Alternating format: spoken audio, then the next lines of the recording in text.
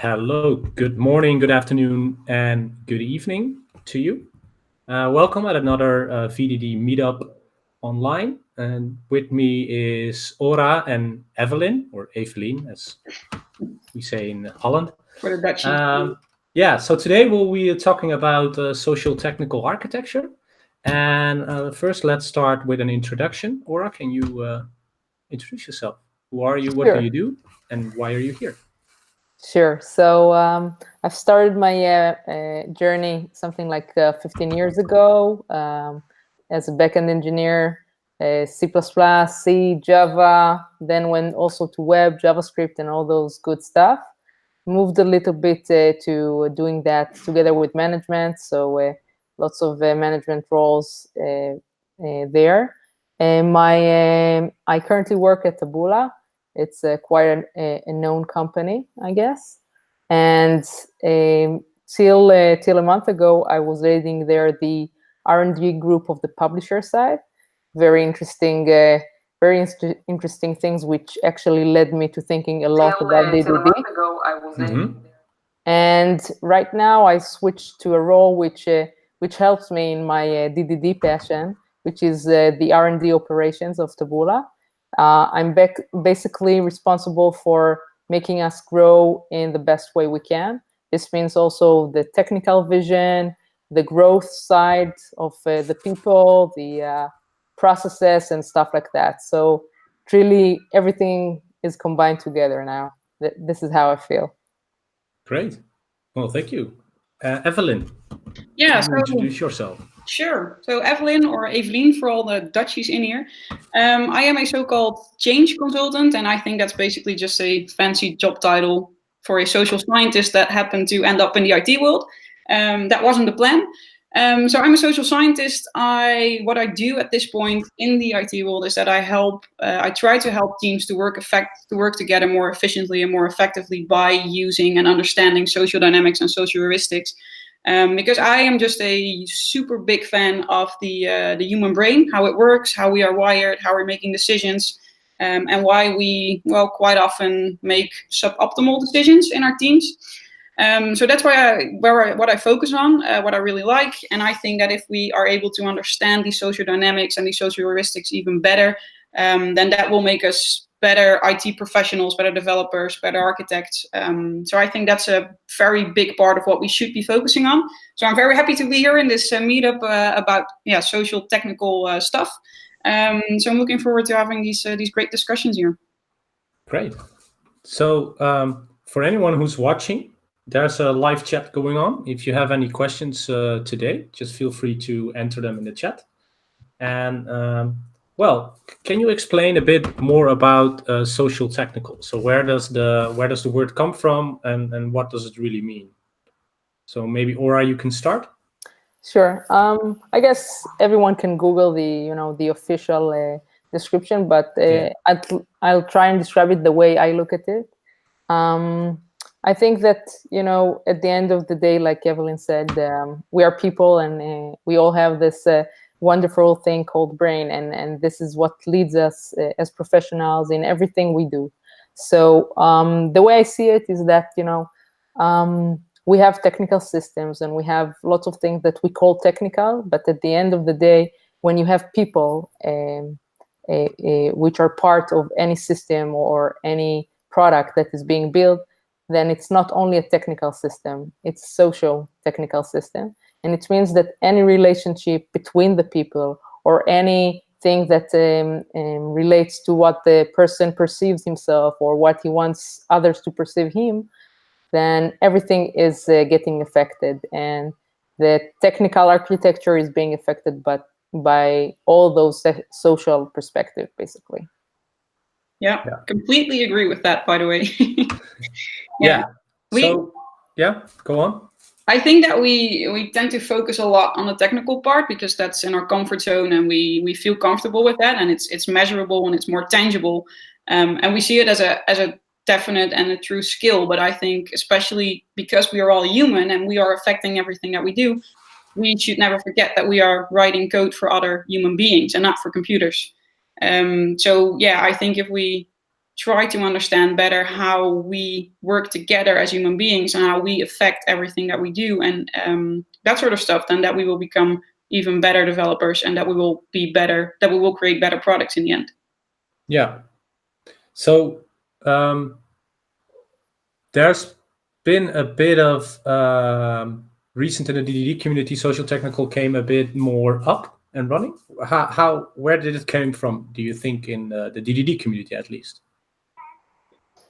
No, no worries. Do you want to go first or? No, go ahead. Well, I think DDD, and I think it's all around solving and dealing with complexity. And I think if you want to deal with complexity, and if you look at software development the way DDD does, then it's a way of dealing with that complexity. And that's not just about the technical stuff. And I think one of the benefits of DDD is that it acknowledges that, and that really helps of how we look at the problem, and that we are defining problems before we start jumping to solutions and conclusions. And I think that's one of the reasons why that really helped. Yeah. Yeah. Just to add to that, I think that, when we talk about DDDs, we usually talk about, bounded context and boundaries. And as soon as you say boundaries, I think the word that comes to mind to me is ownership. And everything about ownership really relates to socio-technical. I mean, I think this is why it goes so nicely together, because when you have ownership, then the socio-technical problems are getting smaller. Yeah. So if we look at a bounded context, which in my opinion is a language barrier, right? Mm-hmm. And you form that perfect bounded context. So what are the challenges you'll see facing when you are in that when you designed the bounded context? So what kind of social technical challenges would there be that you want to solve in your bounded context? I think I can try and answer this by an example, probably. Mm-hmm. So when you have, let's say you have a team, right? And it's getting bigger and bigger, and you have now like 8 people in this team. And we're trying to think how to split the code and the ownership into 2 teams. So you're trying to create this bounded context, and maybe you have really an ideal and cool way to split it. But then there's all this kind of, social things like, I don't know, those people cannot be in the same team, or these people, when they're in separate teams, they won't talk, or stuff like that. So I think these are the main challenges I can think of when you create a bounded context, when you merge one. Mm-hmm. Yeah, agreed. I think that all comes down to something that social scientists call value congruence, which basically means that you're living in a shared sense of reality. And I think that's one of the hardest things to do. That means that you are on the same page, that you are speaking about the same thing, speaking the same language, have the same goals, that sort of stuff. And I think that's a really, really big challenge in most teams. Yeah. Yeah. So what would be for you the first thing you always see happening in teams having to do with social technical? So what are the really, like, you see it happening straight away, the low-hanging fruit that you can solve, or this is something always that goes wrong? I don't think it's low-hanging fruit, because it's a very hard thing to solve. But the one thing that always straight away happens is we have an island that's called business, and we have an island that's called IT. And they are always blaming each other for everything, and this is not going well, and they're always late, and they don't know what we want, and they are not understanding us correctly. And I think that also is one of the key things that is something that you have to solve and that you have to try to solve. But it's something that you immediately see when you step into a team, I think. I'm not sure if Ora has the same experience, but that's something that I see a lot. Yeah, I totally agree. I think another thing is not to try, maybe I would call it a tip more than a real solution.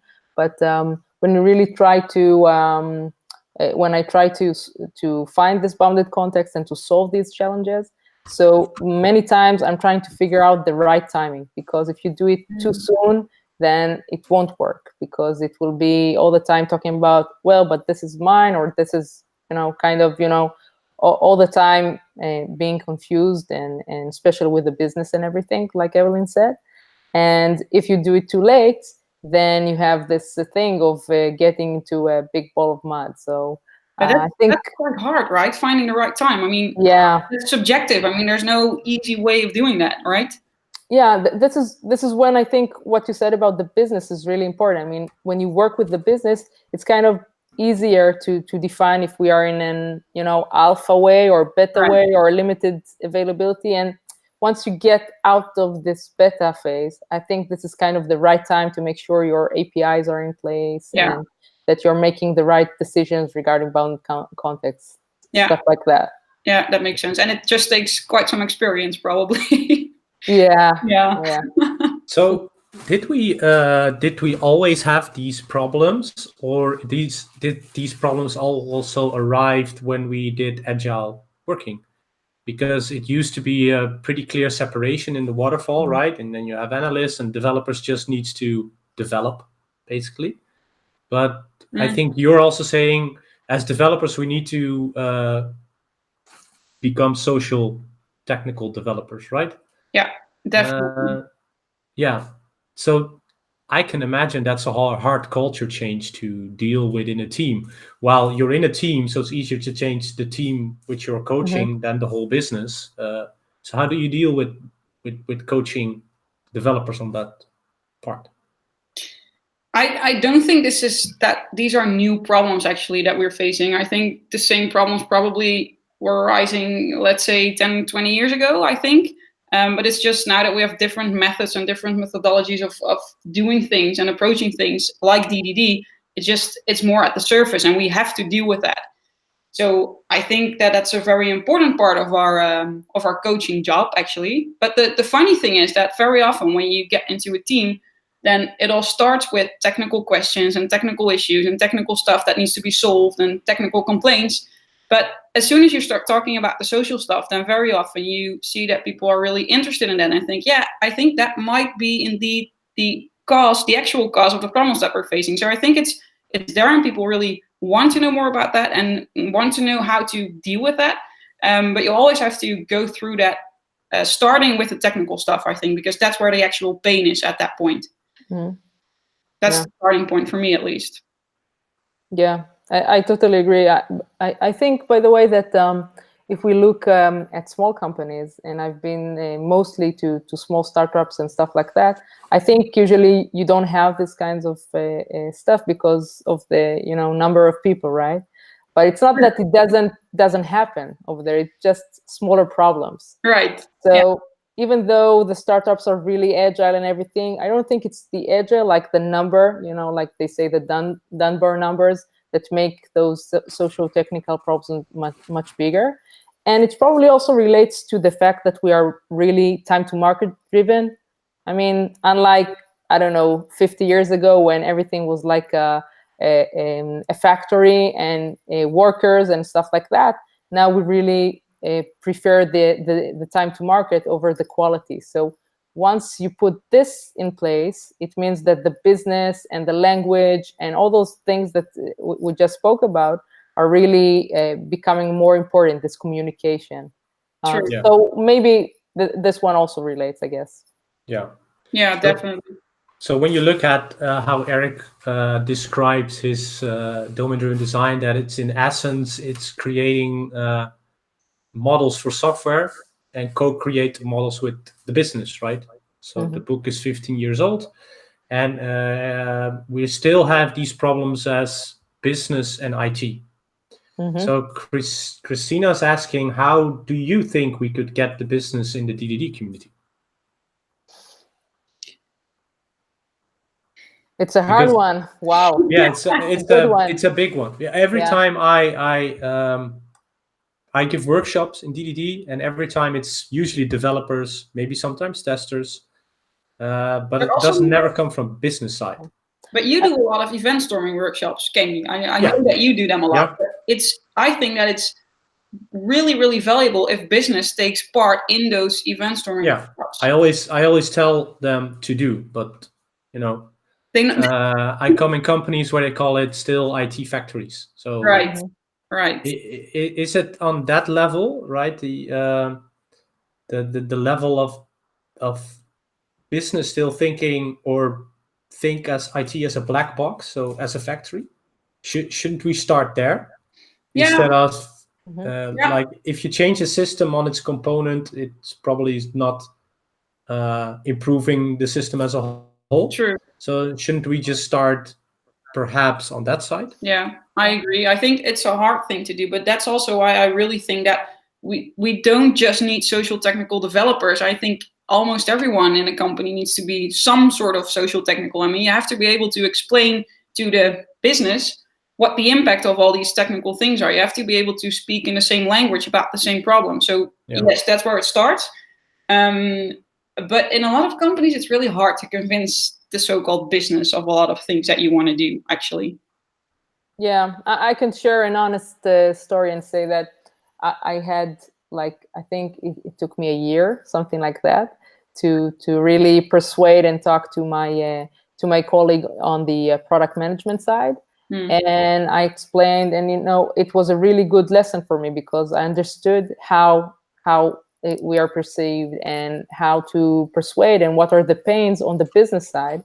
And I tried to understand how to emphasize the value that product management is going to get from it. So I think this is how I would take it. Try and talk about the pains that product management have. So instead of saying socio-technical and DDD and bounded context, I usually start with, we have a pain with how we deliver or how we communicate around features, how you guys say this and this and this, and then we do this and that. So I try to talk about that, I guess. Yeah. And in that way to get them more engaged, and then say, hey, now this is interesting, right? This is the aha moment. And when I see this window opens a little bit, I try and explain how this language and bounded context can help in that.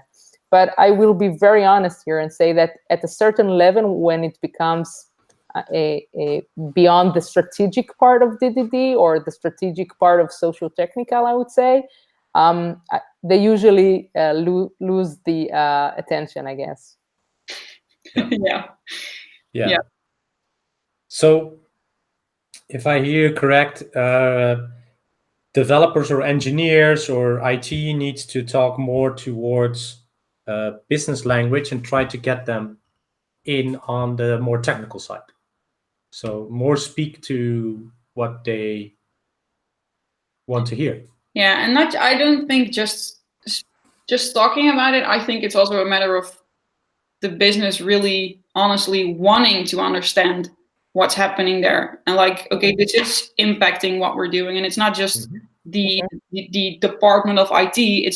It's something that we need, and it's helping us, and it's a crucial part of our business.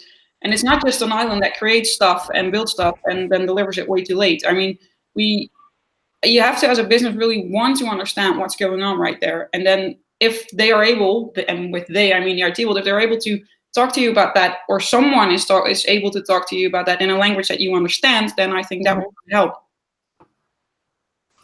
Yeah. So Cedric has a quote on this that is not really a DDD problem. I agree. This is more a general culture change that won't happen easily. Ubiquitous language and event storming can help, but are not enough. So that's true. So I think events. So if you look at me, I think event storming help because it makes it easier to talk. Yeah. So let's get back a bit on the DDD side of the social technical then. What are the most hard challenges you see, for instance, on the strategic part of social technical and DDD? Do you want me to elaborate a bit more? Good question. Yeah.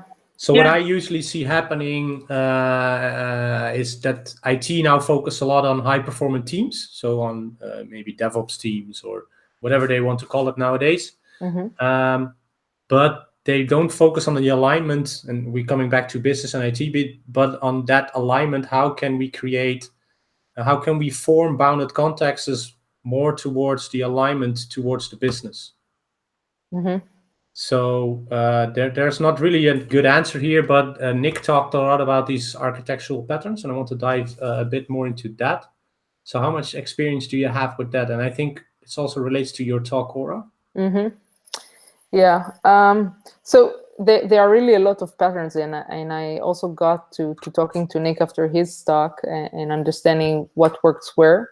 And I think it's really, it really depends, right? That's the magic answer. But beyond that, I would say that I can take Taboola as an example. So so because it's a platform between kind of, connecting content into all kinds of touch points, what we did, or what I was trying to do, is kind of think of the life cycle or the timeline that we have there, and the bounded context that, kind of event storming around it, and trying to think what are the events that happen.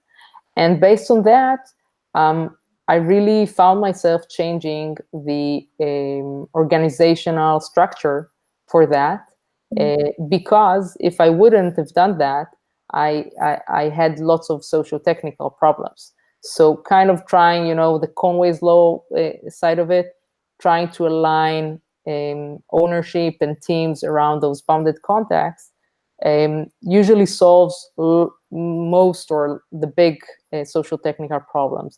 That's what I've seen. Yeah. Agreed. So how do you in your company? One burning question always I get or have is these classical tower architects, right? Who think that. Is there still a place for architects in most companies? What is your take on that? Or who forms these strategic patterns? Who does that generally? Is it people in the teams, or is it the teams together, or what are the options here, in your opinion? Are you talking to me or to both? Yeah, both. Whoever has an idea about this part. So who should take the lead in this? So I can say I'm not sure I have the best question. I can share what we are doing. And when we were like 60 engineers a few years ago, there were not any architects, and it was even a kind of forbidden word not to have those classes or castes. I don't know how to call it. And now that we are almost 300 engineers, and when I say we, it's not only managers or certain engineers, like everyone is feeling that we need someone to give the tone, right? To give direction. And you can call it, I don't know, you can call him or her a bird, but we do need someone who will lead the technical vision. So we still don't have architects, but I think we're getting closer to a point where we want to give this title. And specifically for moving forward with our technical vision, and we do have a big monolith that we're now creating a tech vision towards breaking it into pieces. What we formed was kind of a task force of, let's call them, the very close to architects people from every business, every R&D business group, including, and also the infra. So if, let's say we have 5 R&Ds groups that are business oriented, so at least 1 or 2 representatives from each one, and also from the infrastructure group. And we formed kind of a task force that is taking this lead forward. It's not perfect in the sense that it's kind of a democracy and over democracy. It's hard to get to decisions and move faster because there's no hierarchy. And now we are in a point that we are kind of making more milestones into it and processes, and this is also part of my role. So if you want, I will share later or offline how we intend to do it, because it's not an easy thing to do, right? To get decisions when everyone has the same voice. Yeah, agree. Yeah. And isn't that a problem itself? I learned from a cultural perspective that people always need hierarchy. So, but yeah, hierarchy, in my opinion, can corrupt again. You can have a benevolent leader or a dictator, actually, the ivory tower. So you're growing now as a company. Do you see this happening, that they need to? Cedric now says like community of practice is another powerful tool. But do you prefer community of practice or like a club of people in between who covers the big picture? So what would you prefer? So first of all, I think even when you don't have hierarchy, then you do have, right? It's a subtle hierarchy of the experienced ones or the ones that are most professional. And I kind of like this approach because it usually means that, usually, not always, but at least at Taboola, I feel comfortable saying that usually means that the best and most professional people are making the decisions. As long as this is the case, I think it's good. The more problematic area is how to make things move, right? Many times the managers or the project managers or the product managers are putting the pressure or the drive forward. And as engineers, sometimes we get into this analysis paralysis phase. And I think this is more of the problem right now. But whether we will have some kind of hierarchies, definitely, even if it's like in the sense of what Google have and stuff like that, kind of leveling, but hopefully in a good way, not in something that is degrading, but more empowering, I guess. Yeah. So you talked a bit about the pressure, right? One thing I always see, and maybe this maybe this is a good question for you, Evelyn. You talked about all these system 1, system 2, and when we're put under pressure, I believe we get locked into our system 1 quite fast, right? Yeah. Do you see this problem happening a lot of times where because of the pressure from product owners or anything, that developers lack the social skills to sort of put their foot down and say, well, we need to take it slow now? Yeah, definitely. And I think that has a lot to do with how your team is wired, and if there's some level of trust. I think it's very easy to get locked in your system 1 because it's your comfort zone, and you can, most of the time you can rely on it. But like you said, Kenny, sometimes you just have to put your foot down and say, okay, I now need time. I need time to make a rational decision using my system 2, despite of all the pressure that's going on right there. And I think that's why it's really important that everyone in the team, or preferably the organization, but starting with the team, has understanding of these heuristics and social dynamics that are going on, and that you know that sometimes you are making decisions because you are locked into your system 1. It probably is not your best decision possible. And if you are aware of that fact, and if you know that sometimes you just have to take some more time, then that would really, really help. But I see this happening a lot because, like Ora said in the beginning, there's always time pressure, and there's pressure there's time to market pressure, and we have to get everything done yesterday. And especially if the business start whining because you are too late, I think then it's very easy to get stuck in your system 1. And I think an external one, but preferably an internal employee or team member, should say, okay, stop. This is going on. We have to reflect on the situation, and now we have to make use of our system 2 and acknowledge that we are not making the best decisions possible. But that takes some gut. Yeah. So the problem here is what I face is how do you quantify this, right? Yeah. Because people love quantifying and how can we create business case. And maybe this is not a DDD problem, but it is an engineering problem I see. Is wherever I go, at least in the bigger companies I go, there's no focus on engineering culture. So how do we make sure that the engineers are trained in this way? And how do you engineering culture? What exactly do you understand? So what I understand is that there is someone in the company that takes care of the engineers, explains how the culture works. That it's not a factory. That it's not creative, or it's not, how do you say it is creative, but it's also a factory. It's many things, IT, but try to form the bridge between management and try to keep the engineers a bit safe from these pressures. Do you have any experience with that in your company, Ora? How does it work at your company? Yeah, so I think one of the best thing we did around that was something like a year ago, when we decided to kind of form our culture and not just assume that that everyone understands it. And when I say our culture, I mean the engineering culture. So we did not just take, a tabula culture and say, yeah, we like business, we like people, we like the customer. No, it was very R&D specific. And it really helped us in setting expectations towards ourselves, and the new engineers, but also towards the business stakeholders, towards product management. So if, for example, we say that one of our principles is to know the business, we explain exactly what it means. It means that we understand the business value, and we want to always try and deliver for that. And maybe we will do a hack at first, but later on in a certain stage, and we actually really define what the stage should be, we should make it more robust and more, build in an engineering way to also last, and not just hack.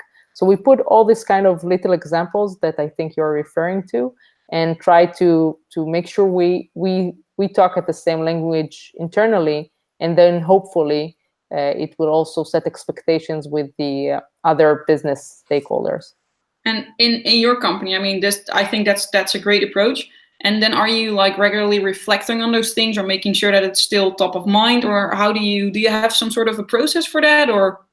Yeah, so it's a hard thing to do, but we try kind of to push it everywhere we can. So everyone that, even when I interview someone, I sometimes talk about it, and we have it as part of our review for of the interview, kind of the scoring system of the interview. We kind of think, hey, is he a professional person? Is he someone who knows the business? Is he someone who is collaborative? Stuff like that. Yeah. And also kind of, also for the ongoing, try and put it in places like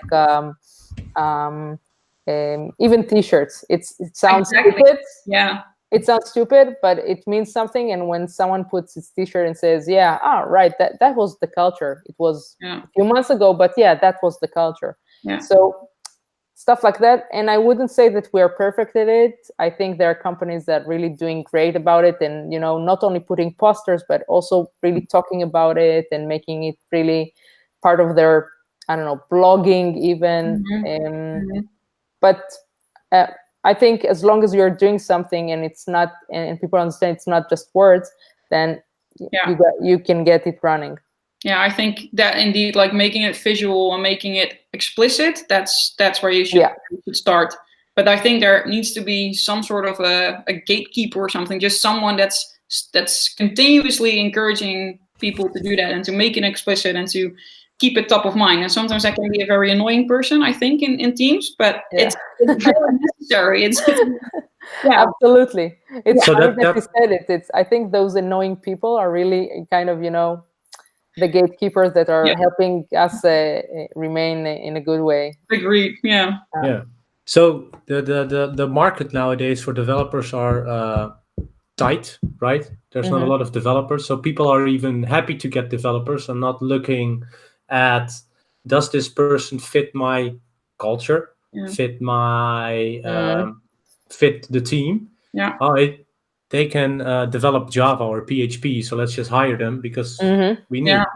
So what patterns or what rituals do you see?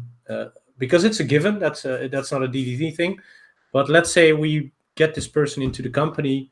How can you get someone to become more socio-technical aware?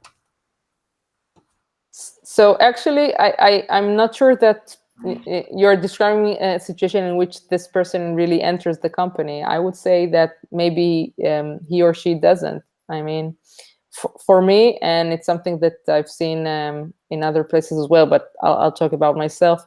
We do not compromise about someone being non-social in a sense. I don't want to say asshole, because you need a lot to be an asshole, but someone who is not social enough probably won't enjoy being part of our company. So I'm putting it like this. I mean, he doesn't fit here. It doesn't mean that the problem is necessarily in him or in her.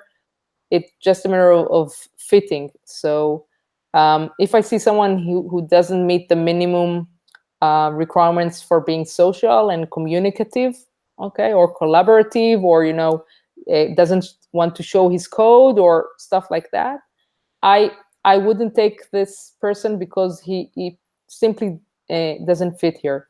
But I would compromise on knowledge, and I would compromise on, I don't know, on lots of things. But on this, to be honest, I do not compromise.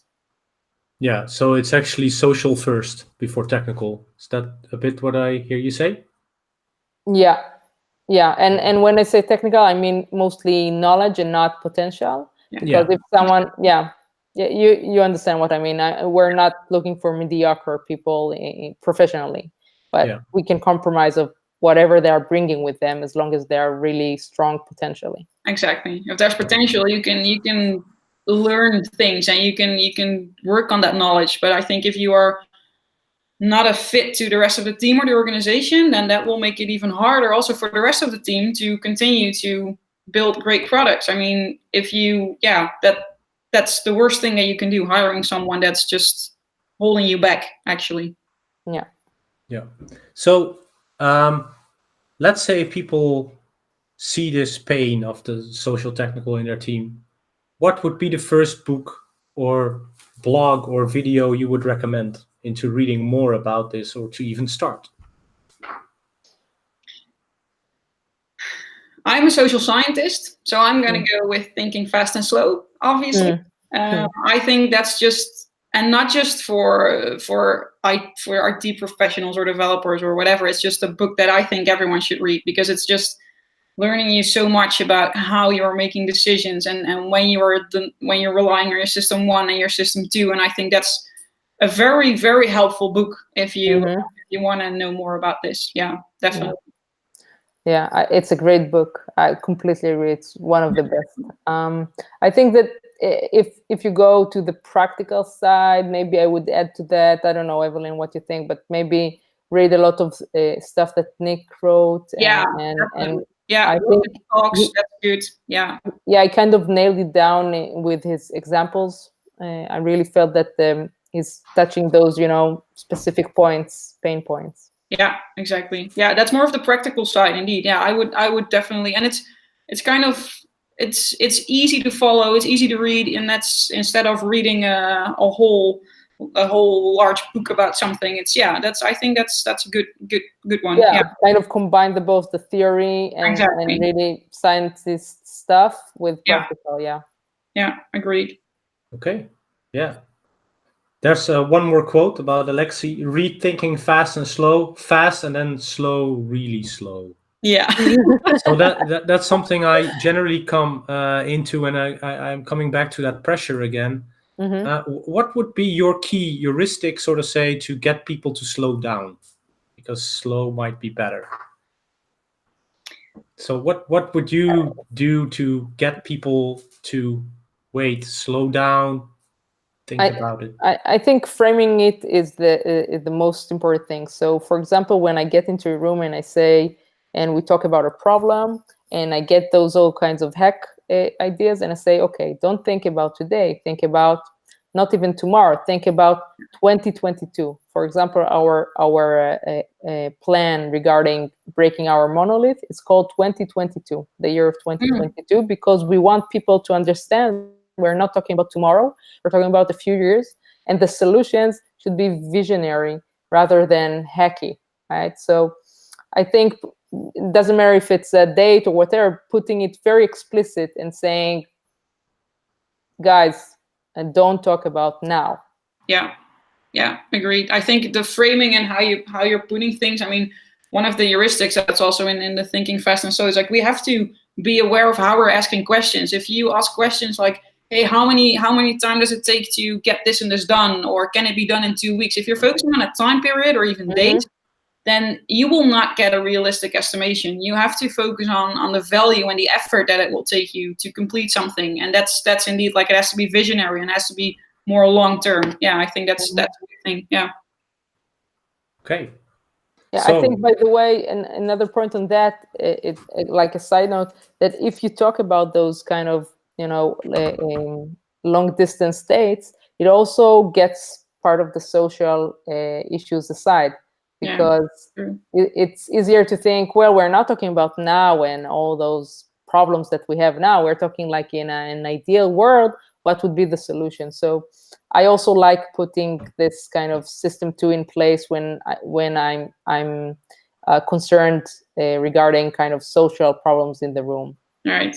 Yeah, true. And then one more addition to that, I also think that sometimes it helps to literally just take a step back, just to stop doing what you're doing and just think about the problem for maybe even just 2 minutes. But sometimes that really helps. I mean, once I was in a team and we were all like stressed out and there was pressure all everywhere.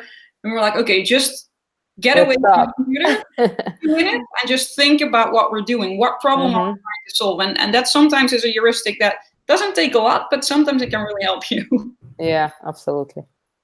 Okay, so I think I heard you also say about certainty and uncertainty. I think that's a big deal. How can we deal with? How can we explain to people that what we're building, like prototyping? I hear you say we're trying things out. It will be uncertain. Like a model is an abstraction, so you can't be correct. How can we battle these sunken cost fallacy of wanting? Well, sunken cost fallacy, in my opinion, comes also again from the certainty. But when we're modeling, it's not like, well, I'm modeling this today. Maybe in a month, it's not valuable anymore. So I've never seen this used properly, where we just kill our darlings, kill our model, and go on. How would you deal with these matters in the team? Like, let's just start over. That's killing for some people, right? Like letting go. Kind of for engineers building their, I don't know, super duper thing and putting it aside. That's what you're referring to? Yeah. You literally need to kill your darlings. I have this pretty model where I modeled my user really pretty, and now I need to, get rid of that idea. Yeah, absolutely. I think we all heard those pretty much.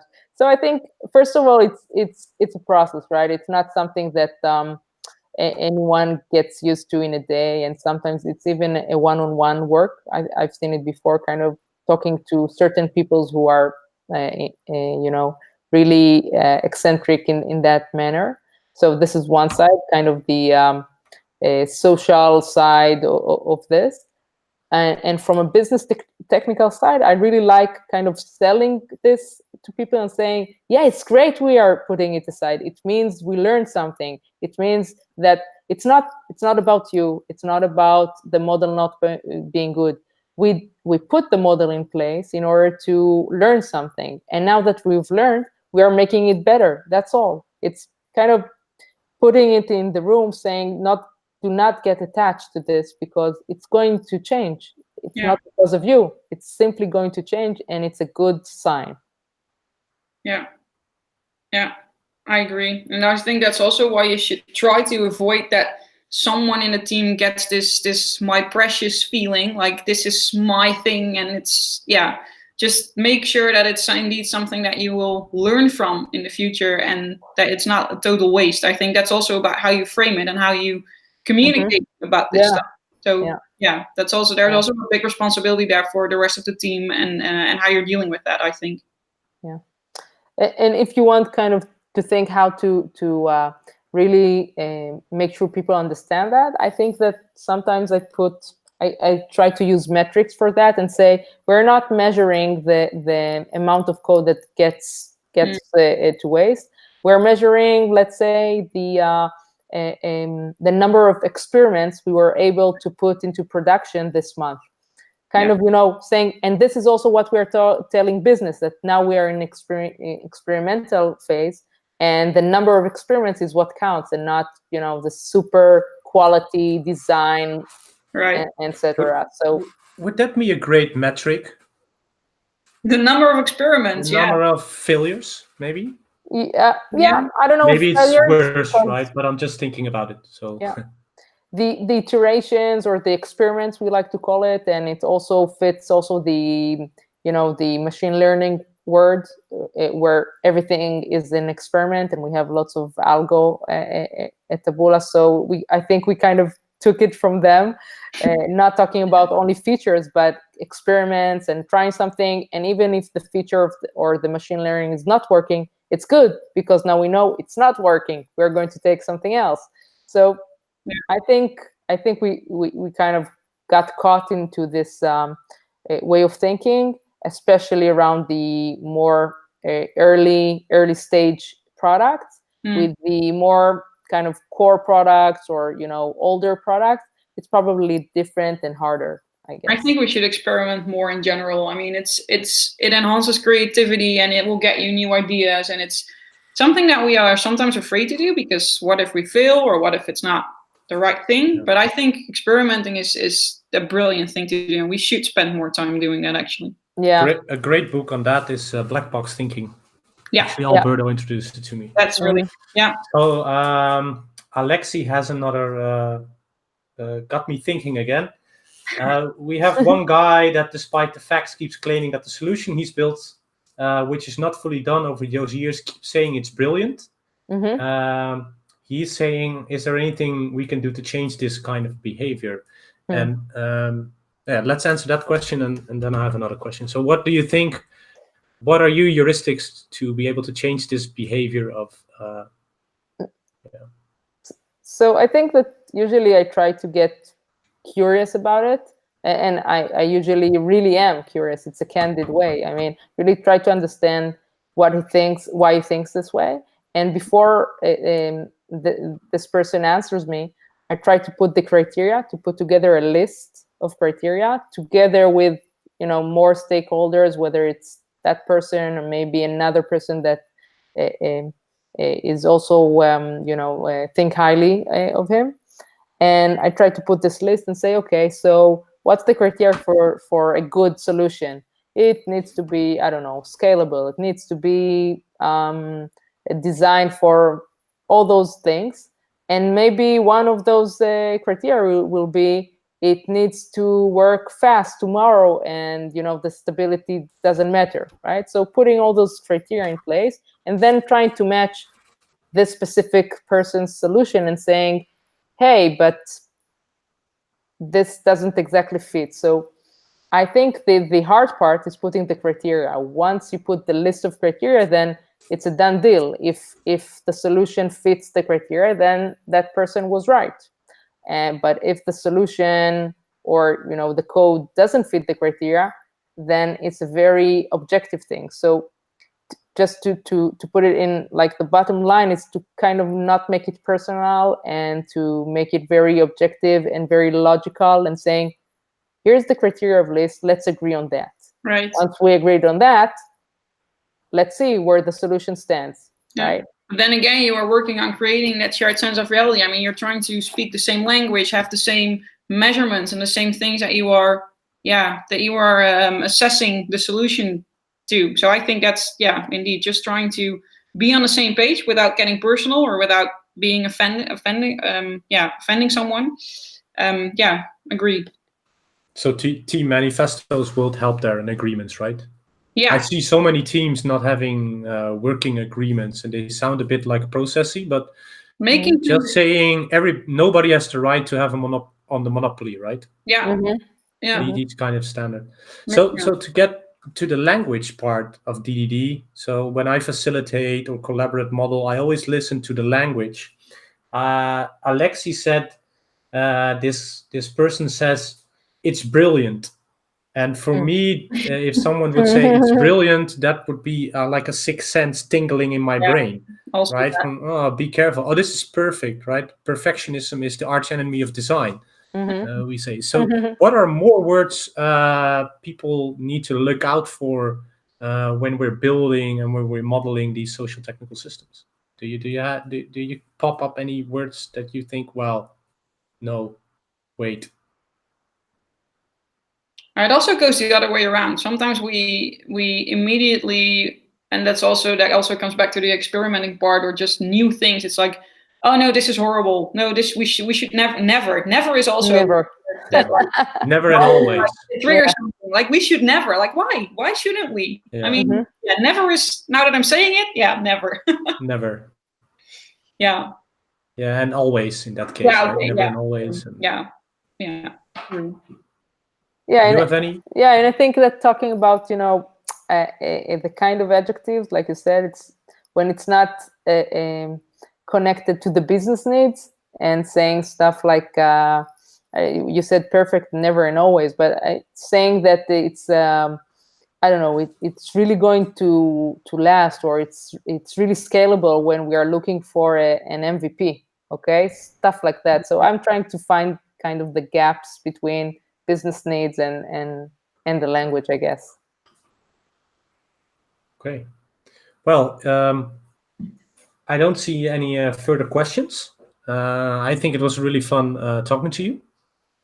Yeah, it was. Definitely. And, Yeah. We I enjoyed see it. a lot of chat things going on. So if you want to know more about some books, I see some people posting books in the chat. Nice. And we see And maybe people can just post their books on Twitter. What are your favorite books? Use something like hashtag VDD, posting your favorite book, and anything you have you wish to say to the people. Any last words before we last stop? words. Wow. Yeah, for today. Dramatic. Any last tips? One advice, one quote that. That's probably the hardest question that you've asked in this session. Yeah. Yeah, I think we should. I mean, I don't have something dramatic to say. I just want to say that first of all, it was really enjoying, and I really enjoyed answering because it made me think. So all these things are really nice. As to something that I really try to do in order to solve all these social technical problems or challenges, I like thinking of curiosity as a good tool. Kind of not, it goes back to not making it a personal thing and not making it an issue of communication. So I really try to not use my system one, like Evelyn said, and kind of relax when I hear those words that are sometimes making other people flame. So curiosity is a good tool, I would say. Yeah, I agree. And then indeed, like asking questions, just don't assume things. Just always, question why things are happening a certain way. And indeed, sometimes just try to rely on your system one and to actually use it in order to understand things. But I am pretty happy. I mean, if I compare the market and the industry to, let's say, 4 years ago, I think there's an increased interest in the whole social technical thing. So that's something that I'm really happy about. And I think it's just the fact that we are thinking about it and that we are giving it attention and that we do stuff like this and sessions like this, then I think, we are, slowly we are getting there. We are getting to a better world. So I think that's a good thing. Yeah. Good. Well, with that, thank you everyone for listening, watching, whatever and chatting today. Next Tuesday will be the next VDD, talking about strategic patterns. Probably will come into heuristics and social technical part again.